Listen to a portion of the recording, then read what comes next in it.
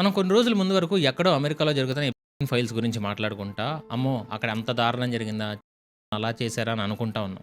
కానీ ఆ ప్రాసెస్‌లో మన ఇండియాలో జరుగుతున్న విషయాల గురించి మాట్లాడుకోవడం మర్చిపోయాం. మదనపల్లి ఇన్సిడెంట్ మీ అందరికీ తెలిసే ఉంటది. యాక్చువల్‌గా ఏమైందంటే వీరపల్లి మండలంలో ఒక విలేజ్‌కి చెందిన ఒక ఫ్యామిలీ గత కొన్ని సంవత్సరాలుగా మదనపల్లిలో ఒక ఇంట్లో రెంట్‌కుంటున్నారు. అండ్ ఆ ఇంట్లో మొత్తం 6గురు ఉంటారు. Wife and husband. వాళ్ళ పేర్లొచ్చేసి గోపీనాథ్ అండ్ స్వర్ణలత. హస్బెండ్ వాళ్ళ పేరెంట్స్ అండ్ చిన్నపిల్లలిద్దరు. అండ్ అందులో 7 ఏళ్ల అమ్మాయి కూడా ఒకళ్ళు. హస్బెండ్ అండ్ వైఫ్ ఇద్దరు లోకల్‌గా పని చేసుకుంటూ ఉంటారు. అయితే మొన్న సోమవారం స్కూల్‌కి హాలిడే. ఆ పాప వాళ్ళ అమ్మ నేను పనికెళ్తున్నాను నాతో పాటు రా అని అడిగితే, ఆ పాప ఏమో లేదు నేను నానమ్మ, తాతయ్యలతో ఉంటానని చెప్పింది. సో, దాంతో ఆమె కూడా పనులకి వెళ్ళిపోయింది. అలా ఈవినింగ్ అవుతుంది. అప్పటిదాకా బయట ఆడుకుంటున్న పాప కనిపించడంలా. నానమ్మ అండ్ తాతయ్య ఇద్దరు పాప కోసం వెతకడం మొదలెట్టారు. ఆ పాప ఎక్కడుందనేది వాళ్ళకి కనిపించడంలా. దాంతో టెన్షన్‌తో కోడలికి ఫోన్ చేసి జరిగింది చెప్పారు. పాప ఇలా మిస్ అయింది కనిపించడంలా. త్వరగా ఇంటికి రా అని స్వర్ణలత గారు కూడా వెంటనే ఇంటికొచ్చి కొంచెం సేపు వెతికింది. అయినా కనిపించకపోవడంతో వెతకడంతో తన హస్బెండ్ అయిన గోపీనాథ్ గారికి ఫోన్ చేసింది. ఆయన కూడా వచ్చి కొంచెం సేపు వెతికారు. అండ్ కొంచెం సేపు తర్వాత ఆయనతో పాటు ఆ ఊర్లో చాలామంది ఆ పాప కోసం వెతకడం మొదలెట్టారు. అండ్ ఈ ప్రాసెస్‌లోనే ఈవినింగ్ 6కి లోకల్ పోలీస్ స్టేషన్‌లో కూడా కంప్లెయింట్ ఇచ్చారు. అండ్ అప్పుడే పోలీసులు ఎఫ్ఐఆర్ రిజిస్టర్ చేసి వెంటనే ఆ పాప కోసం వెతకడం మొదలెట్టారు. ఈవినింగ్ అండ్ నైట్ పాప కోసం వెతికినా సరే పాప కనిపించడంలా. సో, నైట్ దాదాపు 1:30 టైంలో అక్కడ లోకల్‌గా ఉండే కులవర్ధన్ అనే అతని మీద అక్కడ లోకల్స్‌కి అనుమానం వచ్చింది. అండ్ మొదటి రీజన్ ఏంటంటే అంటే ఈ రీజన్స్‌లోనే 2 వినిపిస్తున్నాయి. ఒకటి ఆ నానమ్మ అండ్ బామ్మగారు ఈ కులవర్ధన్ అక్కడే తిరుగుతున్నాడని చెప్పడంతో వాడి మీద అనుమానం వచ్చింది. ఇలా ఎందుకంటే కులవర్ధన్ అనేవాడికి ఇంతకుముందే క్రిమినల్ హిస్టరీ ఉంది. అండ్ అక్కడ లోకల్‌గా అమ్మాయిలతో అండ్ చిన్నపిల్లలతో కొంచెం అసభ్యంగా ప్రవర్తించిన హిస్టరీ కూడా ఉందంట. సో, వాడి పేరు చెప్పంగానే వాడి మీద డౌట్ వచ్చింది. అండ్ సెకండ్ చెప్పింది బామ్మ వాళ్ళు కాదు లోకల్స్ అని చెప్తున్నారు. సో, అక్కడ ప్రజలు అండ్ పోలీసులు కూడా వాడి ఇంటి దగ్గరికొచ్చారు. అండ్ తలుపులు ఎంత కొట్టినా తీయలేదంట. సో, కిటికీలోంచి మొబైల్ ఫోన్‌తో వీడియో తీశారు. అండ్ అందులో వాడు నిద్రపోతున్నట్టు కనిపించింది. సో, బాగా మందు తాగి పడిపోయి ఉంటాడని అనుకోని అందరూ అక్కడి నుంచి వెళ్ళిపోయారు. కానీ ఉదయానికి పోలీసుల ఇన్వెస్టిగేషన్‌లో ఇంకో విషయం తెలిసింది. అదేంటంటే లోకల్‌గా ఉన్న సీసీటీవీ కెమెరాల్లో కులవర్ధన్ ఆ పాపని ఎత్తుకెళ్ళినట్టు పోలీసులు కనిపెట్టారు. అంటే వాళ్ళకి ఉదయాన్నే ఆ ఫుటేజ్ దొరికింది. సో, వెంటనే ఈ కులవర్ధన్ ఇంటికెళ్ళి తలుపులు గట్టిగా కొట్టడం మొదలెట్టారు. అండ్ ఆ తర్వాత కులవర్ధన్ తలుపులు తీసి అక్కడ అందరిని చూసి గొడవ చేయడం మొదలెట్టాడు. అండ్ పోలీసులతో కూడా గొడవ పడ్డాడంట. అండ్ ఆ తర్వాత పారిపోవడానికి కూడా ట్రై చేశాడు. బట్ పోలీసులు పట్టుకున్నారు. ఆ తర్వాత పోలీసులు వాడి రూమ్‌లోకి వెళ్లి చూస్తే అక్కడ డ్రమ్‌లో 7 ఏళ్ల పాప బట్టలు లేకుండా అలా ఒక శవమై పడుంది. అండ్ ఈ విషయం తెలియగానే చాలామంది జనం అక్కడికొచ్చారు. అండ్ పోలీసులు వాళ్ళని లోపలికి వెళ్ళనివ్వకుండా అడ్డం పడ్డారు. వాడిని అక్కడ మాకు అప్పగిస్తేనే లోపలికి పంపిస్తామని చెప్పి అక్కడే కూర్చున్నారు. అండ్ దీని తర్వాత ఆ పాప అమ్మగారు కూడా కొంతమందిని తీసుకెళ్ళి హైవే మీద కూర్చున్నారు. నేను ఈవినింగ్ 5 వరకు ఇది జరుగుతూనే ఉంది.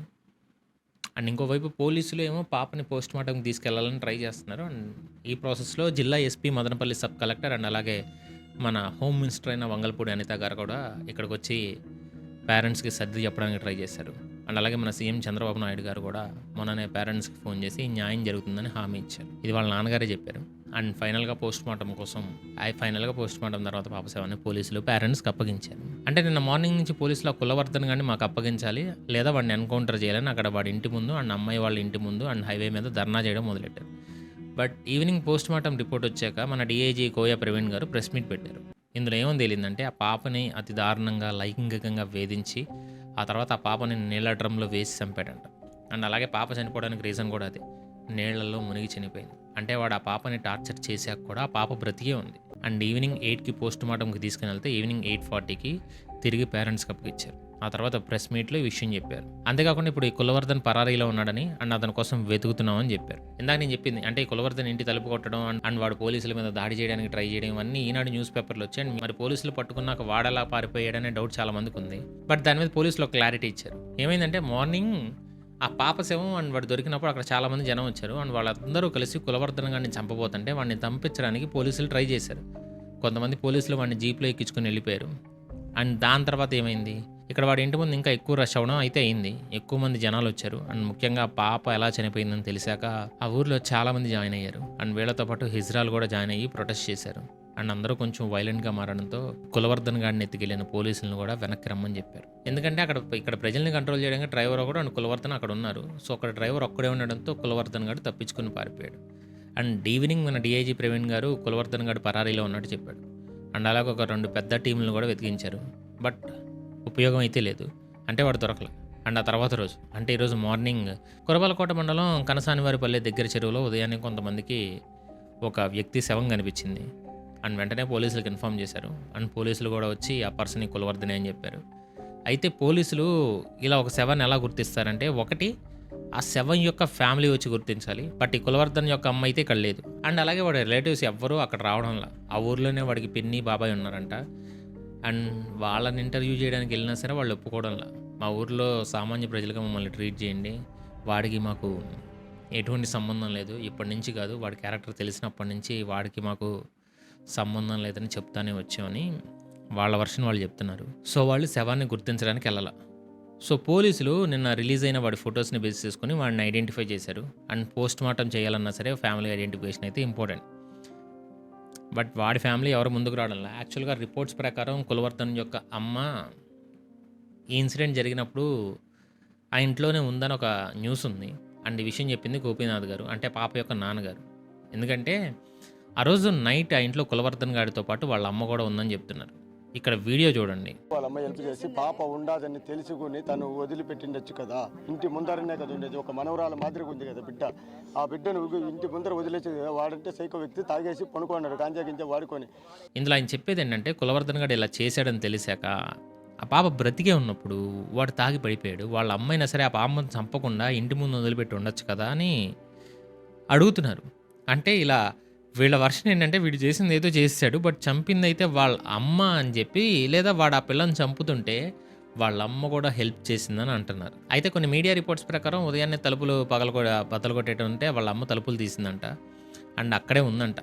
బట్ ఆ ఇంట్లోనే 2 రూమ్లు ఉంటాయి. సో, ఒక రూమ్లో వాళ్ళ అమ్మ ఉంటే ఇంకొక రూమ్లో కులవర్ధన్ గాడు గాంజా తాగి పడిపోయి ఉన్నాడు. అండ్ వాళ్ళ అమ్మ తలుపులు తెరడం లేదని కొన్ని రిపోర్ట్స్ వస్తున్నాయి. అంటే మొదట వాళ్ళ అమ్మ తలుపులు తెరిచింది అండ్ వాడు లేచాక వాడు పోలీసులతో గొడవ పడ్డాడు. అండ్ దీని తర్వాత ఏమైంది, ఇక్కడ ఇష్యూ పెద్దదవడంతో బెంగళూరులో ఉండే వాళ్ళ కూతురింటికి వాళ్ళ అమ్మ పారిపోయింది అంటున్నారు. అండ్ ఈరోజు ఉదయమే పాపకి దహన సంస్కారాలు కూడా అయిపోయాయి. అండ్ ఇదే టైంలో వాడు చనిపోయిన న్యూస్ వచ్చేసరికి అటు అందరూ సెలబ్రేట్ చేసుకుంటున్నారు. ఈవెన్ టపాసులు కూడా కాలుస్తున్నారు. బట్ పాప వాళ్ళ ఫ్యామిలీ మాత్రం వాడి శవాన్ని మాకు చూపించండి, అప్పుడే మేము నమ్ముతామని చెప్పి చెప్తున్నారు.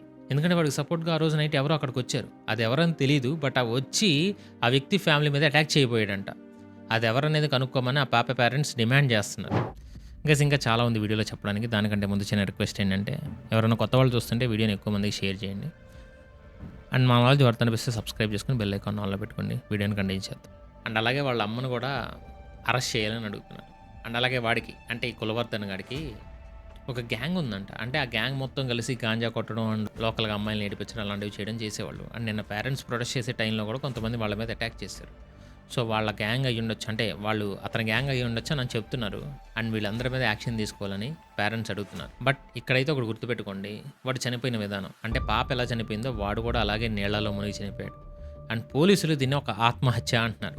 కానీ పూర్తి డీటెయిల్స్ అయితే వాడి బాడీ మీద పోస్ట్ మార్టం జరిగితే, అంటే ఈరోజు వీడియో పెట్టే టైంకి అవి బయటకు వచ్చే ఛాన్స్ కూడా ఉంది. ఇప్పుడు నేను షూట్ చేసేసరికి 3 o'clock అవుతుంది. 8:39కి వస్తుంది వీడియో బయటికి. సో, 6 hours వచ్చే ఛాన్స్ ఉంది. అయితే ఇక్కడ కొన్ని అనుమానాలు ఉన్నాయి. యాక్చువల్గా ఏదైతే జరిగిందో అది మంచిదే. అంటే వాడు చనిపోవడం ఓకే, బట్ చనిపోయిన విధానంలో కొన్ని అనుమానాలు ఉన్నాయి. ఒకటి, వాడు పోలీసుల దగ్గర తప్ప ఇంకెక్కడున్నా సరే వాడిని చంపేస్తారని అడిగి తెలుసు. అయినా సరే వాడు తప్పించుకోవాలని చూస్తున్నాడు. సరే పారిపోదామని తప్పించుకున్నాడు అనుకుందాం. బట్ అలా పారిపోవాలనుకునేవాడు ఎందుకు చనిపోతాడు? అంటే ఆత్మహత్య చేసుకోవాలనుకుంటే పారిపోయే ఎందుకు చేసుకుంటాడు? అండ్ వాడి హిస్టరీ చూస్తే ఇలాంటి కేసులు ఇదేమీ మొదటివి కూడా కాదు. ఆడవాళ్ళని ఏడిపించడం లాంటివి ముందే చేశాడు. అండ్ ఆల్రెడీ హెరాస్మెంట్ కేసు కూడా ఉంది, దాన్ని సెటిల్ చేసుకున్నాడు కూడా. అలాంటి వాడు నిజంగా ఆత్మహత్య చేసుకుంటాడా? బట్ ఫైనల్గా ఏదేమైనా సరే వాడు కూడా నీళ్లలో మునిగి ఊపిరాడక చనిపోయాడు. ఎలా అయితే డ్రమ్లో ఆ పాప నరక యాతన అనుభవించి చనిపోయిందో అలాగే చనిపోయాడు. బట్ ఇష్యూ ఇక్కడితో అయిపోయిందంటే లేదు. మన దేశంలో ఏదో ఒక మూల, ఏదో ఒక చోట ఇలాంటి ఇష్యూస్ నడుస్తూనే ఉన్నాయి. నిజానికి ఇందులో తప్పు గవర్నమెంట్ అంటే కాదు. వాళ్ళైనా ఎంతవరకు చేస్తారు చెప్పండి? అది ఏ గవర్నమెంట్ అయినా సరే. పాక్సో లాంటి లాస్ని తీసుకొచ్చారు. అండ్ అవి ఎంత స్ట్రిక్ట్ అనేది ఆల్రెడీ రీసెంట్గా జరిగిన ఒక స్కామ్ వీడియోలో చెప్పాను. అండ్ దాన్ని ఎలా మిస్యూజ్ చేసుకుంటున్నారో కూడా చెప్పాను.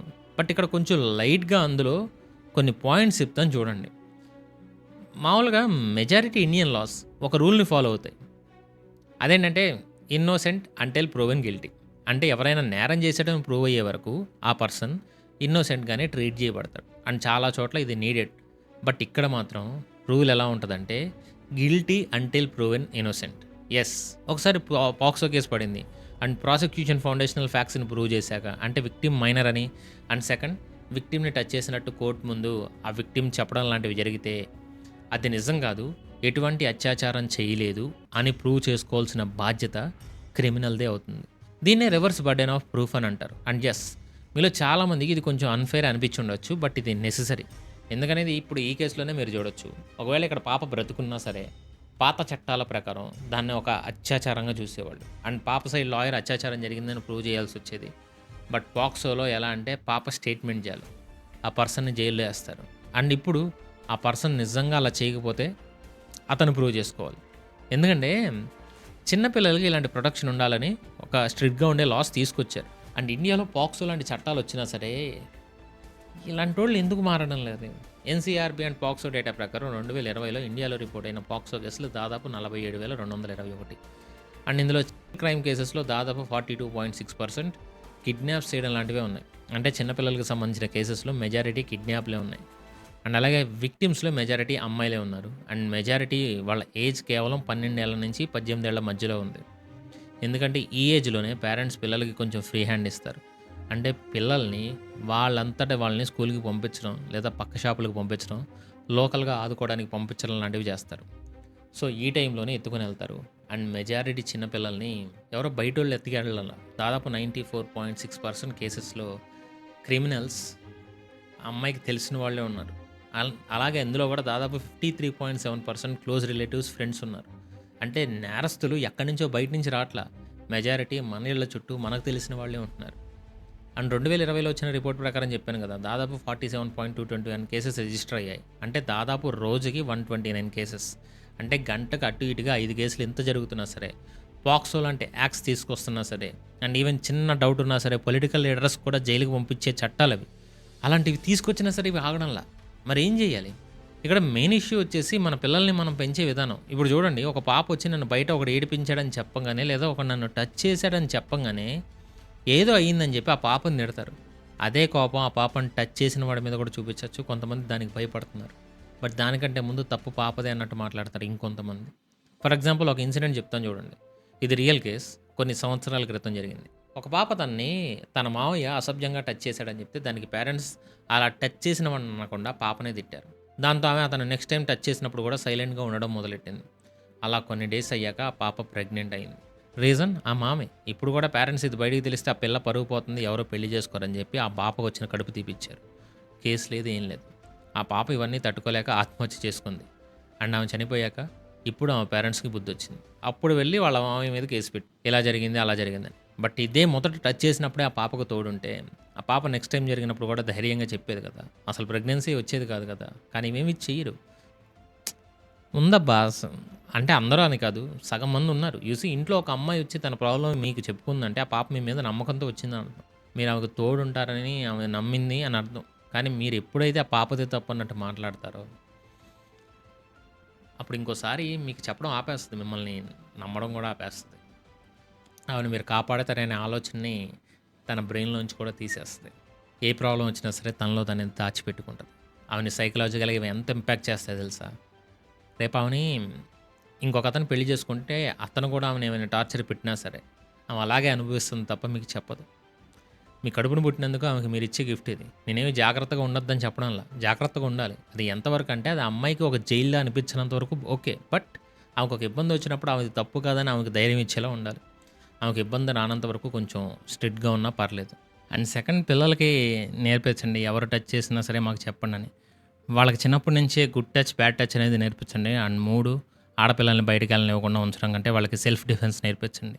పెప్పర్ స్ప్రే లాంటివి ఎలా వాడాలి, బయటికి వెళ్ళినప్పుడు ఎలాంటి జాగ్రత్తలు తీసుకోవాలి, లొకేషన్ షేర్ చేయించుకోవడం లాంటివి చేయండి. ఒక వయసులో ఉన్నప్పుడు మనం వద్దు అన్న పిల్లలు చేస్తారు. అలాంటప్పుడు మనం ఎక్కువ రిస్ట్రిక్షన్స్ పెడితే వాళ్ళు ఇంకా ఎక్కువగా రెబల్లా తయారవుతారు. అదే మనం ఫ్రీ హ్యాండ్ ఇస్తానే కొంచెం స్ట్రిక్ట్గా ఉండొచ్చు. ఇప్పుడు ఆ అమ్మాయి బయటికి వెళ్తే పంపండి, బట్ లొకేషన్ తీసుకోండి. అండ్ ఎప్పుడు ఆ అమ్మాయికి చెప్తూ ఉండండి, ఇది నీ మీద డౌట్తో తీసుకోవడంలా, బయట సొసైటీ బాగోపోవడం వల్ల భయంతో తీసుకుంటున్నామని. అండ్ అలాగే ఎమర్జెన్సీ టైంలో ఎవరిని ఎలా కాంటాక్ట్ అవ్వాలనేది ముందే నేర్పించండి. అండ్ ముఖ్యంగా ఆడపిల్లలకు ఒక నమ్మకం కల్పించండి. సొసైటీ ఏమనుకున్నా పర్లేదు, నీ వెనక నీ ఫ్యామిలీ ఎప్పుడూ ఉంటుందని. అరే బాబు, అక్కడ ఎవరో ఒక అమ్మాయి ఒక అబ్బాయి జీవితాన్ని నాశనం చేస్తే ఆ అమ్మాయిని కాపాడడానికి ఆమె అబ్రాడ్ పంపించారు.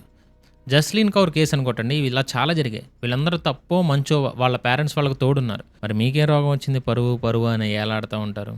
ఎనీవేస్ చెప్పాల్సింది చెప్పాను. అండ్ అలాగే అమ్మాయిలు కూడా కొంచెం బౌండరీస్ మెయింటైన్ చేస్తే మంచిదే. ఎవరికి పడితే వాళ్ళకి చనివ్వాల్సిన అవసరం లేదు. క్లోజ్గా ఉండాలి, బట్ బౌండరీస్ మెయింటైన్ చేయాలి. ఆబ్వియస్గా మీకు తెలిసే ఉంటుంది, నేను చెప్పాల్సిన అవసరం లేదులేండి.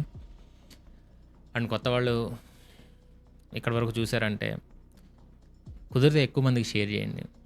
అండ్ ఎవరికైనా స్టాక్ మార్కెట్ క్లాసెస్ ఇంట్రెస్ట్ ఉంటే ఎండ్ స్క్రీన్లో స్టాక్ మార్కెట్ ప్లేలిస్ట్ కనిపిస్తుంది కదా, 3 hours క్లాస్ ఫండమెంటల్ క్లాస్ ఉంది. దాన్ని క్లిక్ చేసి చూడండి. మీ ఇన్వెస్ట్మెంట్ జర్నీని స్టార్ట్ చేయొచ్చు దాని ద్వారా.